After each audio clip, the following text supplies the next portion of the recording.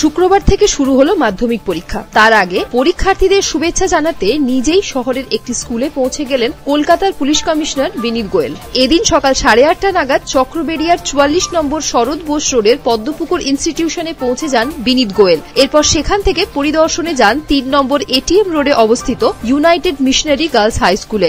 এই দুই পরীক্ষা কেন্দ্রই পরিদর্শন করেন তিনি। এদিন সাংবাদিকদের মুখোমুখি হয়ে বিনীত গোয়েল জানান, আজ থেকে মাধ্যমিক পরীক্ষা শুরু হচ্ছে। আমি বাচ্চাদের শুভকামনা জানাতে এসেছিলাম, ওদের শুভেচ্ছা জানিয়েছি। আমি আশা করি খুব ভালো পরীক্ষা হবে ওদের।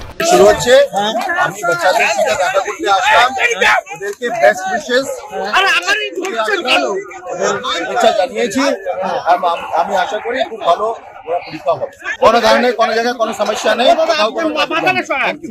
দেবিকা মজুমদারের রিপোর্ট, পূবের কলম ডিজিটাল।